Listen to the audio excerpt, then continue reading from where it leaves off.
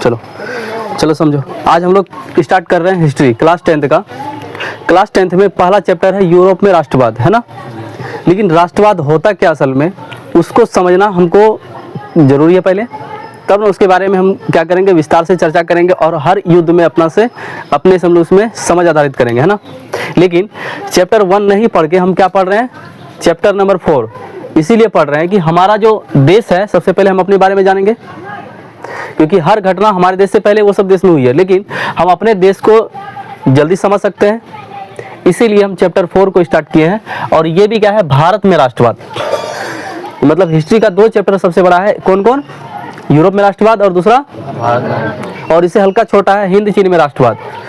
तो एक चीज वर्ड आएगा सबके दिमाग में, ये राष्ट्रवाद है क्या, है कि नहीं, ये राष्ट्रवाद है क्या। अच्छा, आज से हम लोग सुने होंगे दादा परदादा के मुंह से या दादी सबके मुंह से सुने होंगे कि हम लोग किसी के गुलाम थे। जब गुलाम थे, गुलाम रहने का मतलब है कि आप शारीरिक गुलाम है लेकिन मानसिक गुलाम नहीं है। लेकिन बहुत सारे ऐसे व्यक्ति थे जो मानसिक गुलाम भी थे। मानसिक किसी को कर सकते हैं हम, गुलाम कैसे कर सकते हैं, शारीरिक बना सकते हैं। लेकिन उसके जहन में ये बात चलती थी कि हम सभी के जीवन में यही चीज़ लिखी है और हम यही भोग रहे हैं। ये राष्ट्रवाद नहीं था उस समय।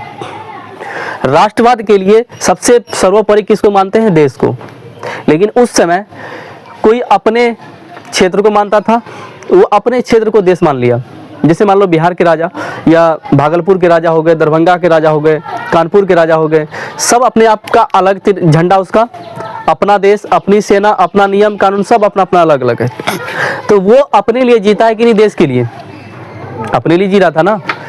उसी के अंदर हम लोग आते थे, कोई राजा के गुलाम थे, कोई ब्रिटिश आ गया उसके गुलाम थे, राजा से पहले कोई मान लो सामंत था उसके गुलाम थे। लेकिन हमारे जहन में क्या भरता था, आप तो शारीरिक गुलाम है ही, लेकिन आप हैं किस देश में, फलाने देश में।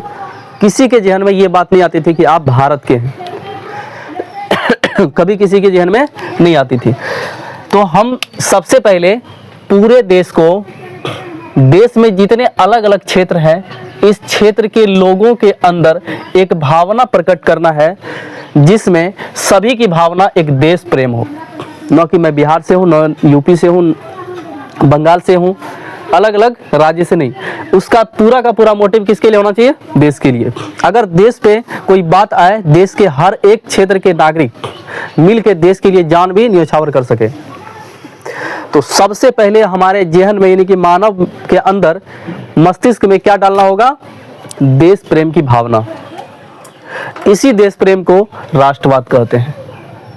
समझ में आया समझ में आया कि नहीं। इसका मतलब है जब हम गुलाम थे, तो गुलाम जब थे किसी और के, चाहे राजा हो या ब्रिटिश, उस समय हमारे दिमाग में सबसे पहला बात क्या आ जाना चाहिए, राष्ट्रवाद।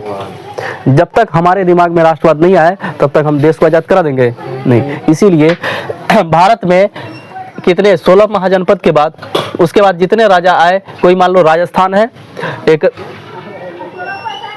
राजस्थान है, मान लो यहाँ 5 गो राजा है। अब बताओ, एक छोटा सा क्षेत्र राजस्थान है, गुजरात है, उसमें राजा है ना, बिहार बंगाल है, उसमें राजा था, है ना, दक्षिण भारत में अलग राजा है। इसका मतलब राजा का मतलब ये क्या हुआ, उसका अपना देश हुआ, अपनी सेना हुई, अपनी झंडा हुआ। तो ये सब कभी अपने देश को एकजुट करने के लिए चाहेंगे नहीं, चाहेंगे। वो यही चाहेंगे कि हमारा विस्तार यहाँ से यहाँ तक हो जाए, हमारा विस्तार यहाँ से यहाँ तक हो जाए, यहाँ तक हो जाए। लेकिन ये बात कभी नहीं किसी राजा के मुंह से सुने थे उस समय कि हम सभी एक हैं और हमारा ये देश सब क्या है, हमारा है, हमारा अपना है। अगर ये बात उस समय रह जाती तो कोई बाहरी आक्रमणकारी हमारे भारत पर आक्रमण करने से पहले वो सोचता ये सभी एकजुट हैं। तो यहाँ क्या थे हम लोग, देश प्रेम से बिछड़ के थे और हमारे अंदर किसकी भावना नहीं थी, राष्ट्रवाद की। इसीलिए हम धीरे धीरे किसी अलग अलग राजाओं के या ब्रिटिश हुकूमत के चंगुल में फंसते चले गए। तो उम्मीद है कि राष्ट्रवाद समझ में आ गया होगा। अब हम भारत में राष्ट्रवाद के दृष्टिकोण से समझते हैं, आखिर भारत के लोगों में क्या बात हुई कि अब हम भारत के सभी लोग अब कह उठे कि ये देश हमारा है। समझ में आया। जैसे देखे हो अपने समाज में किसी एक व्यक्ति, परिवार में किसी एक व्यक्ति के साथ दुर्घटना हो गई, या मान लो उसके साथ आपदा आ गई, या मान लो कोई एक ऐसा व्यक्ति जो दूसरे से उसको मार दिया, देखोगे आसपास के लोग दूसरे से कहेंगे तुम मत बोलो उसके बारे में, नहीं तो तुमको मार देगा। इसका मतलब है कि जब तक हमारे ऊपर न बीते वो घटना तब तक हम आगे नहीं बढ़ते हैं। यही कहावत है ना आजकल। तुम किसी के बीच में क्यों बोल रहे हो, तुम्हारे ऊपर जब गुजरेगा तब पता चलेगा। तो ये बात सबसे पहले किसको आना हो कि अगर हमारे देश में किसी एक व्यक्ति के शरीर में खरोच आ रही है, इसका मतलब पूरे देश में क्या हो रही है, खरोच आ रही है। तो ये भावना पहले लाना था ना। तो ये क्या बात हो गई कि हम सभी भारत के लोग पहले कौन भावना लाए, राष्ट्रवाद की, फिर हम अपने देश से अंग्रेजों को यहाँ से भगा दिए। ठीक है, तो इस दृष्टिकोण में सबसे पहले हमको राष्ट्रवाद के उदय के कारण समझना है। अगर भारत के लोग सभी राष्ट्रवाद की भावना में प्रेरित हो गए, आखिर क्या कारण थी, उस कारण को समझते हैं।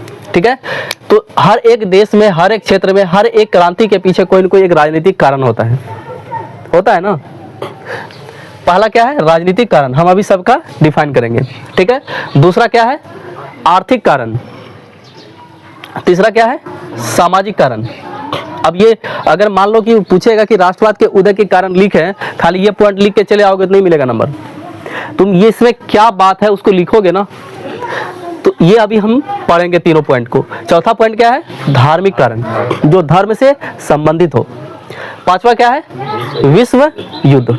अब ये पांचों को हम समझते हैं, तब पूरा का पूरा हमारे दिमाग में ये बात आएगी कि लोगों के अंदर क्यों राष्ट्रवाद का भावना आया और लोग अपने आप को देश के प्रति कैसे आगे बढ़ा दिए।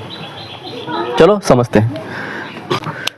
अब हम क्या पढ़ रहे हैं, सबसे पहला कारण क्या था, राजनीतिक कारण।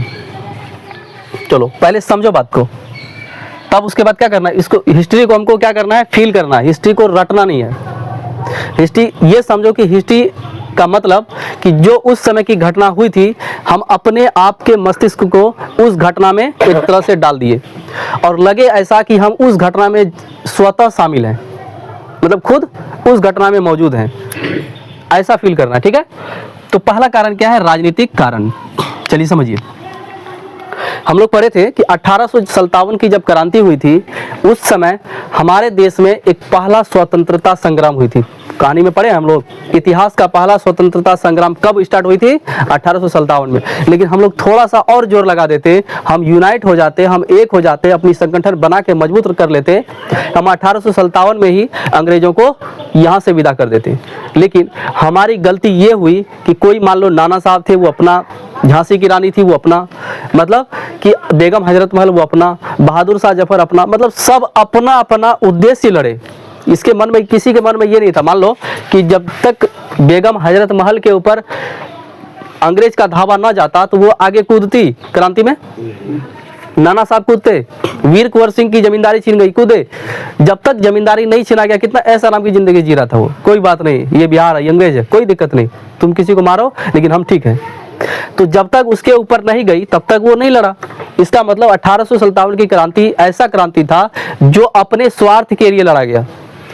लेकिन जनता इस बात को नहीं समझ पाई, जनता अपने राज के प्रति, अपने राजा के लिए समर्पित हो गए और राजा अपने लिए ही क्रांति किए। लेकिन उसी समय हमारे अंदर ये बात आ जाती तो हम सभी यूनाइट होके उस समय भगा देते अंग्रेज को। लेकिन 1857 की क्रांति जब हम पढ़े थे, हम उसके बाद पढ़े थे कि अंग्रेज को भी झटका लग गया था कि ये हो सकता है भविष्य में भारतीय लोग थोड़ा सा इससे भी ज़्यादा यूनाइट हो जाए और ऐसा क्रांति लाए, क्या पता ये हमको जल्दी बाहर कर दे।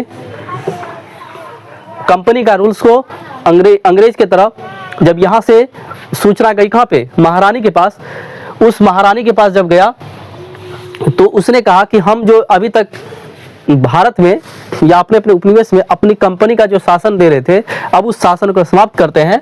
अब हम वहाँ पे कौन सा देंगे, ब्रिटिश साम्राज्य। मतलब अब ये जो नियम बन के आएगा, कहाँ से आएगा, ब्रिटेन से बन के। इसको रेडीमेड शासन कहते हैं। यहाँ नहीं बनेगा, कहाँ बनेगा, ब्रिटेन। तो ये महारानी के द्वारा निर्देश दिया गया कि आप अब जो कानून लागू होगा, क्यों दिया, क्योंकि वो समझ गई कि अगर थोड़ा सा हम चेंज कर देंगे रूल्स और टाइट कर देंगे तो जनता भड़की हुई है, यहाँ के लोग भड़के हुए हैं, क्या पता ये चिंगारी और फैल जाए।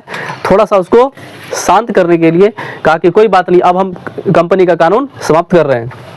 अब हम कंपनी से निवेदन करते हैं कि आप अपनी कानून को अपने पास रखें, हम ब्रिटेन से बना के कहाँ भेजेंगे, भारत में। भारत में अपने अपने गवर्नर जनरल होंगे या वायसराय भविष्य में आएंगे, वो अपना नियम कानून पेश करेंगे। तब जनता थोड़ा सा शांत हुई। लेकिन शांत हम लोग को वो अपने लालच से कराया ताकि वो और पैर पूरे देश में पसार सके। ठीक है, तो यहाँ लिखे हैं कि 1857 की क्रांति के बाद जब 58 आया, इसमें ब्रिटेन के सभी उपनिवेश ब्रिटेन साम्राज्य के अधीन करा दिए गए। क्यों? क्योंकि 1857 में बड़ा झटका लगा था। ठीक है।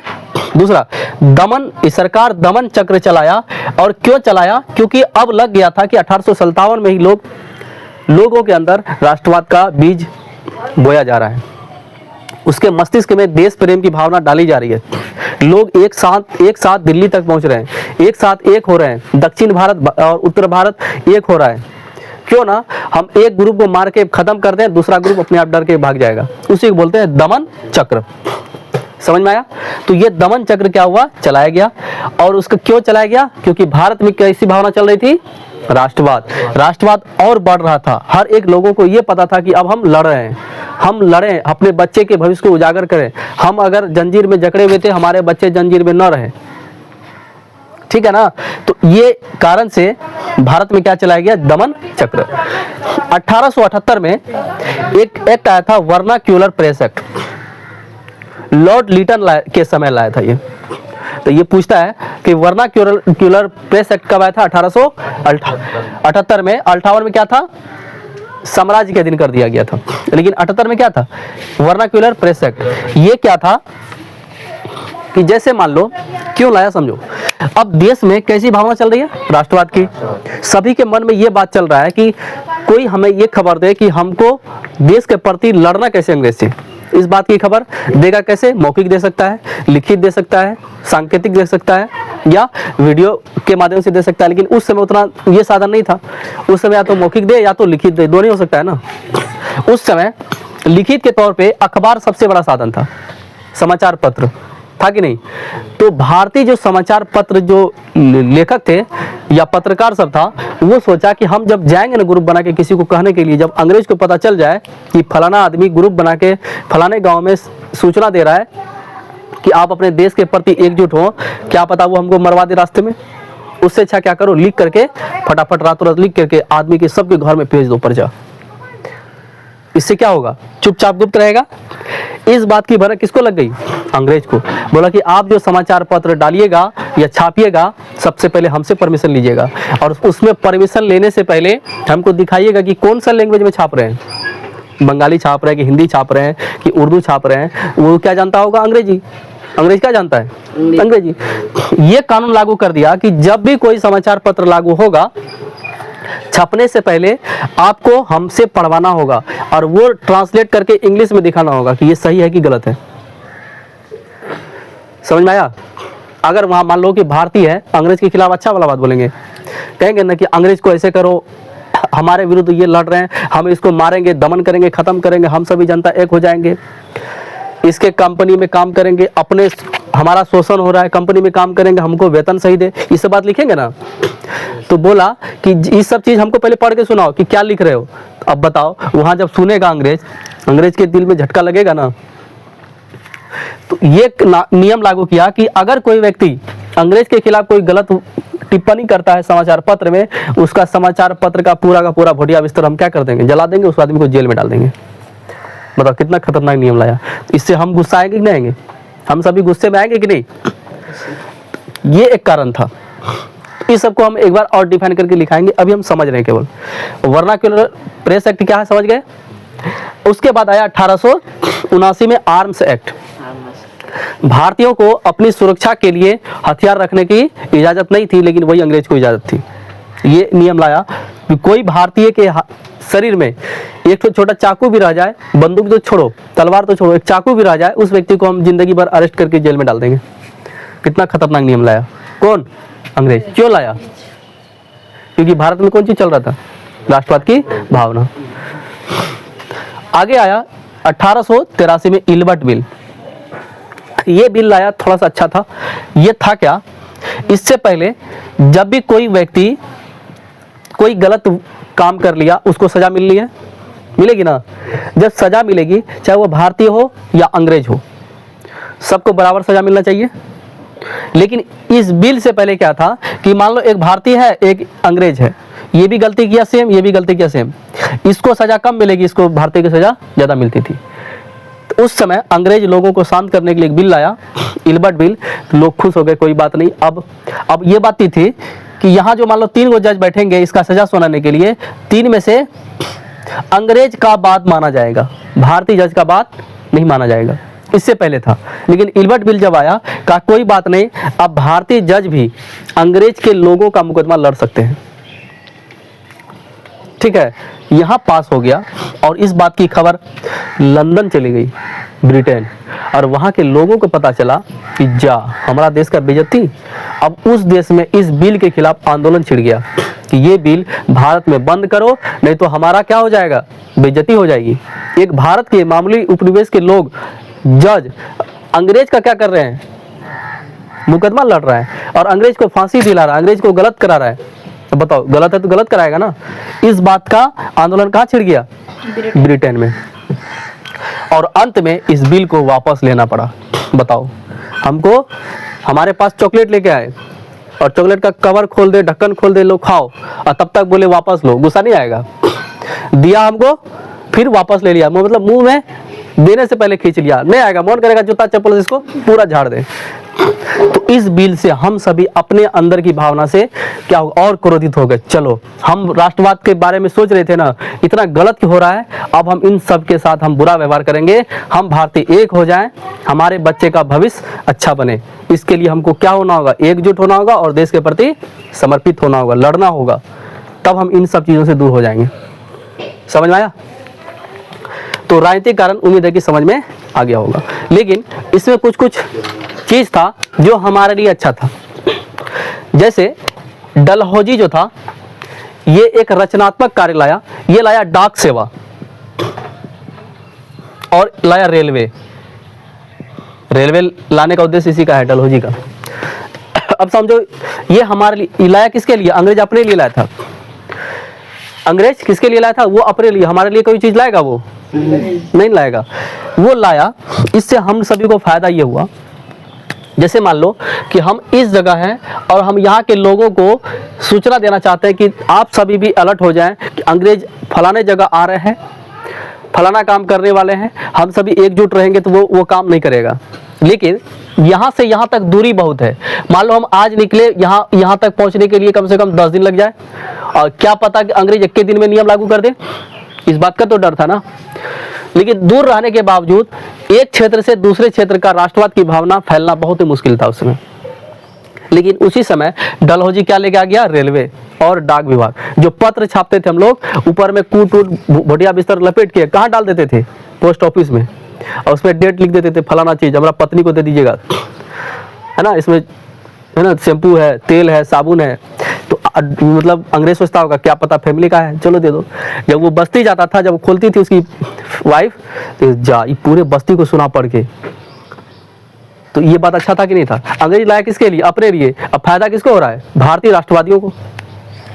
डाक से फायदा हो गया। रेलवे से फायदा ये हुआ कि यहाँ शाम में चढ़ा, ट्रेन से उतर गया, वहाँ पे 1 घंटा में फिर दूसरा घंटा में वापस आ गया, 1 घंटा में वहाँ हलचल पैदा करके यहाँ वापस आ गया, यहाँ बूढ़ी चूरा बेच रहा है। अंग्रेज घबरा गया, जा ये तो हम लाए थे रेलवे अपने लिए, फायदा उठा रहा कौन, भारतीय। तो भारतीयों को भी फायदा हुआ कि नहीं हुआ?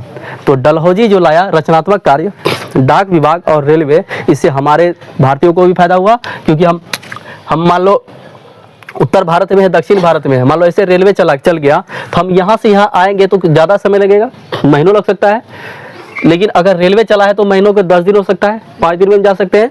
यहाँ आके ग्रुप बना के यहाँ के लोगों को एकजुट कर लिया और फिर वापस चले गए, फिर यहाँ हो गए, तो ये भी एकजुट हो गया, ये भी एकजुट हो गया। तो हम रेलवे से भी हमारा क्या हुआ, फायदा हुआ।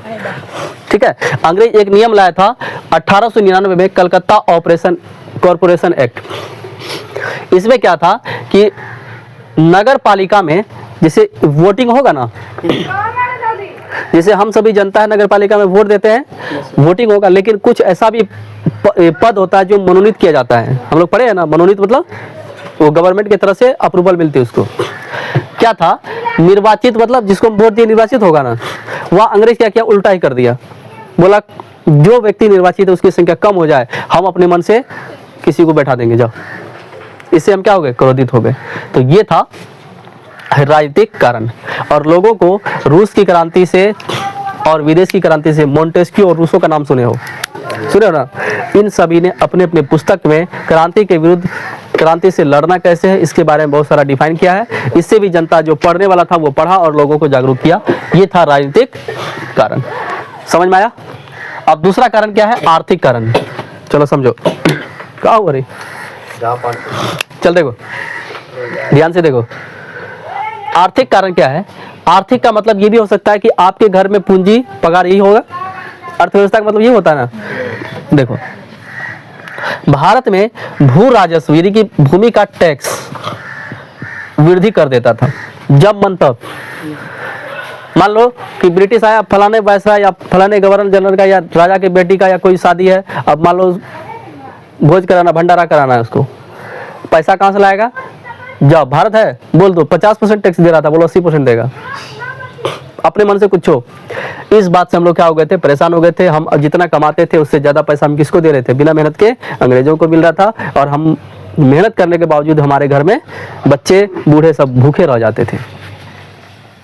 1882 में सूती वस्त्रों के आयात पर क्या किया? टैक्स, जो आयात का टैक्स था वो खत्म कर दिया। मतलब जैसे मान लो कि भारत के लोग चरखा उरखा पे बैठ के भोटिया बिस्तर सी लिया, स्वेटर वेटर बुना, कपड़ा वपड़ा बुना, अब इसको बेचेगा तो फायदा होना चाहिए। जब हम बेच रहे थे तो हमको टैक्स नहीं दे रहा था वो, या हमको इनकम ज्यादा नहीं दे रहा था, लेकिन वही बात अंग्रेज वहां से जो लाया था ना, तो उसको टैक्स लगना चाहिए। नहीं सॉरी, जैसे भारत के लोग दूसरे देश में बेचेगा तो उसको टैक्स लगता था। जैसे मान लो हम बनाए 100 का और टैक्स जोड़ दिया 50, तो 150 में बिकेगा। वही लंदन में वही कमीज 100 में मिला और यहाँ के 100 में बिका, तो किसका खरीदेगा आदमी? ब्रिटेन का ना। बताओ, उसका आयात का क्या किया? आयात मतलब आने वाला, निर्यात मतलब जाने वाला। आयात कर समाप्त कर दिया। और नील समस्या हम लोग पढ़े हैं, चंपारण वाला, तो नील समस्या ये भी एक कारण था। ये सभी कारण से हमारा अर्थव्यवस्था इतना खत्म हो गया, हम सभी मजबूर हो गए अंग्रेजों के हाथे कि जो काम है दीजिए, हम काम करेंगे। समझ में? अगला था सामाजिक कारण। ये कारण, अंग्रेज कुछ कुछ ऐसा नियम लाया जो भारतीयों के लिए अच्छा था, और भारतीय क्या कहते हो, अंग्रेज के लिए अच्छा था, लेकिन भारतीयों में से ऐसे व्यक्ति थे जो रूढ़िवादी परंपरा से चल रहे थे, उसके लिए बुरा था। रूढ़िवादी मतलब अभी भी देखोगे गांव समाज में बुजुर्ग व्यक्ति होगा ऐसा कि अगर कोई महिला के हाथ में मोबाइल है या लड़की के हाथ में मोबाइल है, कहेगा जा ये लड़की खत्म, माँ बाप का नाम बुरा दिया। क्या गलत है? नहीं। उसके अंदर कैसी भावना है? रूढ़िवादी। उस समय महिला को, जैसे मान लो होता था कि महिला का पति मर गया, उसको क्या करता? सती बना, मतलब सती प्रथा एक नियम था, महिला को भी जला दिया जाता था। इस बात की सूचना अंग्रेज को लगती थी। अंग्रेज को लगता था हाँ ये आदमी है, हम तो शोषण कर रहे हैं, ये तो जिंदा जला रहा है, क्यों ना सब चीज को बंद करो। कोई महिला है, पति मर गया, विधवा हो गई, उसको आदमी घिन नजर से देख रहा है, कम उम्र में बालिका का शादी करा दिया जा रहा है। इस सब चीज़ उस समय चल रही थी, इस सब चीज़ों पर रोक लगाया। लेकिन कुछ बात ऐसा था जो समाज में जाति विभेद चल रही थी, इस बात से भी हमारे देश में बहुत रूढ़िवादी परंपरा चली, अंग्रेज इसका फायदा उठाया। निम्न जाति की परंपरा चली आ रही थी, वो अभी भी है, बहुत सारी जगह पर भी दिख रहा है ना। इसमें से प्रमुख कारण ये था कि ICS की परीक्षा, अभी देख रहे हैं ना IPS UPSC का जो एग्जाम होता है, IS IPS भारत में हो रही है। उस समय इसका एग्जाम कहाँ हो रहा था? लंदन में। मान लो अभी हम यहाँ से हरियाणा दिल्ली नहीं जाते जल्दी, वो तो लंदन था। कहेगा कि तुमको DMSP बनना है, चलो एग्जाम का फॉर्म भरो, तुम्हारा एग्जाम कहाँ कराएंगे? लंदन में। बताओ, यहाँ बिहार का विद्यार्थी उत्तराखंड में ले जाके कहेगा तुम मैट्रिक एग्जाम दो, कैट हो जाएगा 100 में से 5 ठो, 95 फेल, ऑटोमेटिक फेल। बताओ, उस समय ये व्यवस्था थी। तो हम सभी मांग कर रहे थे कि ICS की परीक्षा कहाँ हो? कहाँ हो? भारत में हो। लंदन में भी हो, लेकिन भारत में भी होना चाहिए, क्योंकि भारत में भी पढ़े लिखे लोग हैं, अपना कौशल दिखाना चाहते हैं। ठीक है। उसके बाद सार्वजनिक स्थल पर अंग्रेज को छूट थी और भारतीयों को छूट नहीं थी। भारतीयों को हटा दिया जाता था, फटो हटो हटो, सार्वजनिक स्थल है, ये बस स्टैंड है, यहाँ अंग्रेज चढ़ेगा, यहाँ मंदिर है, ये चर्च है, ये गुरुद्वारा है, ये अलग अलग जगह पे है, ये अंग्रेज का ज्यादा प्रधान होता था। ये सब क्या चल रहा था? मतलब चल रहा है। ठीक है। उसके बाद सरकारी सेवा में पक्षतापूर्ण, सरकारी सेवा में जिसको मान लो सैलरी जो होता है ना, अंग्रेज वही काम कर रहा है, एक फाइल उठाया दूसरी जगह दिया, फाइल उठाया दूसरी जगह दिया, अंग्रेज भी किया और भारतीय भी किया। उसको 10,000 और भारतीय को 5,000। बताओ, और पदोन्नति नहीं होती थी। पदोन्नति का मतलब होता है अंग्रेज को, जैसे मान लो कि एक चपरासी है, चपरासी से मैनेजर बन गया, सीईओ बन गया, आगे आगे बनते गया, अंग्रेज बनता था। लेकिन भारतीय चपरासी है, उसको चपरासी छोड़ दे, कभी कितनों मेहनत किया उसको आगे नहीं बढ़ाता था। बताओ, इसी को बोलते हैं प्रमोशन नहीं देना। बताओ, इस बात से हम लोग दुखी नहीं होंगे? अब हम लोग के अंदर कैसी भावना जग रही थी, मन करता था पसनी, देखे घर में पसनी आता है, खुरपी दे पसनी है। अभी के ज़माने में अंग्रेज अगर रहता और हम लोग रहते, उसको कैसा मारते? गोरिल्ला जैसे। गोरिल्ला मारता कैसे? गोरिल्ला युद्ध देखे हो, छुपा हुआ युद्ध। खड़ा रहता ऐसे, चुपचाप खड़ा है, हम लोग इतना स्पीड से आते, धाक थप्पड़ इधर लगाते, कंफ्यूज हो जाता, जा तुम लोग को कहते उधर से तुम आओ, हम इधर से मार के गए, और जब तक वो खर्चेगा उधर से धाक थप्पड़ लग गया। मतलब उसको कंफ्यूज कर देते, पागल हो जाता वो आदमी। लेकिन उस समय बताओ, भारतीय के अंदर फिर भी दया थी कि हम अंग्रेज को चोट नहीं पहुंचाएं, उसको हम यहाँ से भगाएं।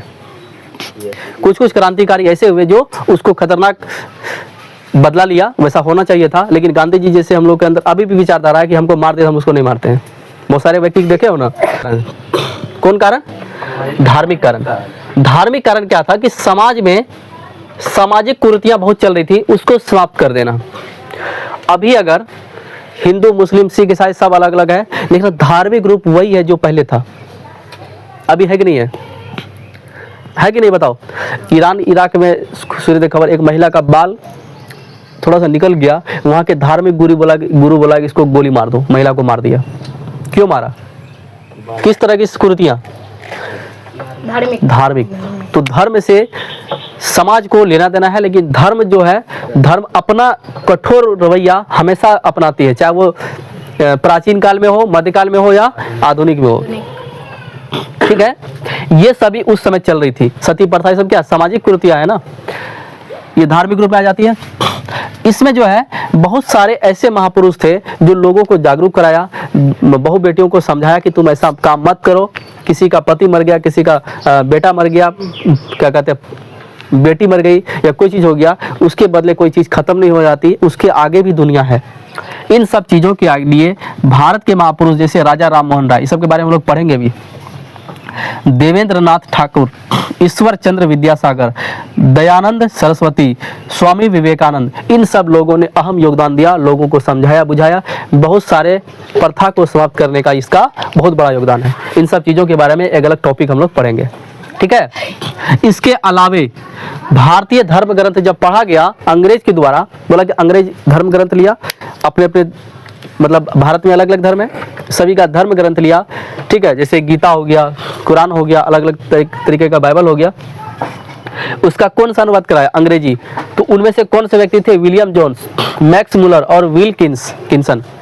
इन सब व्यक्ति जब पढ़ा ना भारत के धार्मिक ग्रंथों को, उनको कभी कभी एहसास ये हुआ कि भारत के लोग के बारे में हम सुने थे कि यहाँ के लोग सोने की चिड़िया है, लेकिन सोने की चिड़िया के रहने के बावजूद भी यहाँ इसके अंदर एक जंजीर लगी हुई है जिसको कहते हैं धर्म ग्रंथ।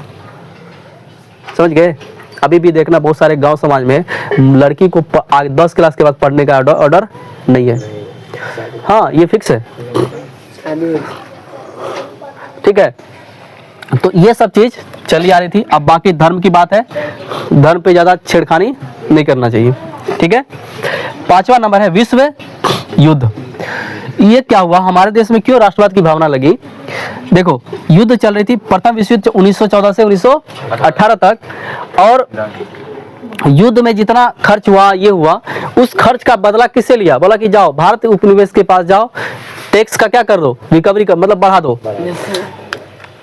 मान लो युद्ध लड़ेगा, इसमें कौन है मित्र राष्ट्र में? फ्रांस, ब्रिटेन, रूस और अमेरिका।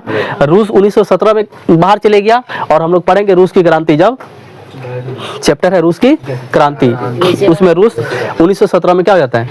बाहर हो जाता है। ठीक है, मित्र राष्ट्र और धुरी राष्ट्र, ये वाला नहीं आ रहा, नहीं आ रहा, चलो हम यहाँ लिख देते हैं ना, यहाँ मिटा दें। में फ्रांस, ब्रिटेन, रूस और अमेरिका, जो रूस 1917 में धुरी राष्ट्र में सबसे प्रमुख था जर्मनी। इसी के ऊपर सब कुछ हो रहा था ना। 9th क्लास में पढ़े कि नहीं? 9th क्लास में जो नहीं पढ़े वो पढ़ना इसको। ठीक है, देखो हम किसके उपनिवेश थे? ब्रिटेन के। ये ब्रिटेन है ना, इसके उपनिवेश थे। ये ब्रिटेन कभी कभी अपने आप हल्ला कर देता था कि जो भी हमारे उपनिवेश हैं, जैसे मान लो कि युद्ध छेड़ दिया, युद्ध लड़ना किससे, जर्मनी से, ऑस्ट्रिया हंगरी से, इटली से लड़ना है, इधर यही सब था ना। कह दिया अपने आप कि भारतीय 3 लाख सेना लेके तैयार है और युद्ध लड़ने के लिए हम लोग रेडी हैं। अब भारतीय लोग जा, हम तो बोलबे नहीं किए। जैसे तुम लोग बैठे हो, अब कोई आदमी आएगा कि बताइए आप में से 10 लड़की का नाम या लड़का का नाम चाहिए जो यहाँ फलाना फलाना प्रोजेक्ट तैयार करेगी, या कोई कंपटीशन करेगी, या कोई ड्रामा होगा उसके लिए करेगी। हम तुमसे बिना पूछे घर में बैठ के नाम लिख के दे दें उसको। जब फाइनल जिस दिन आए, तुम लोग बैठे हो, क्लास चल रहा है, अब बुला के बोले फलाना फलाना लड़की सब लड़का तैयार हो, प्रोजेक्ट हो गया है, चलिए तैयार है। गुस्सा नहीं आएगा? सर जी हमसे बिना पूछे कैसे लिख दिए नाम, हैं? शूट कर देंगे अभी। बताओ, अंग्रेज बिना भारतीय सेना से पूछे युद्ध की तैयारी करने के लिए भेजा दिया। और ये ऐसा युद्ध था, और जैसे मान लो युद्ध होता है ना, ऐसे करके मान लो 3 गो ग्रुप बना हुआ है, और इधर से कौन जा रहा है, दुश्मन, और प्रथम क्षेत्र में भारतीय सेना को रखता था। बताओ, जल्दी तुम मरो, मरना तुम मरो, गोली खाओ। यहाँ पे अंग्रेज रहेगा, यहाँ पे अंग्रेज सेना कहाँ रहेगा, यहाँ। बताओ, इस बात से हमारे भारत की जो सेना है वो भी गुस्सा में आएंगे कि नहीं आएंगे? नहीं आएंगे। तो इस सभी बातों से हम सभी भारतीयों के अंदर एक भावना जगी, जिसको हम कहते हैं भारत में राष्ट्रवाद की भावना। उम्मीद है तुम लोग को आज इंट्रोडक्शन क्लास में राष्ट्रवाद क्या होता है और लोगों के अंदर क्यों इसकी भावना जगी समझ में आ गया होगा। ठीक है, चलो इसके आगे हम लोग कल पढ़ेंगे।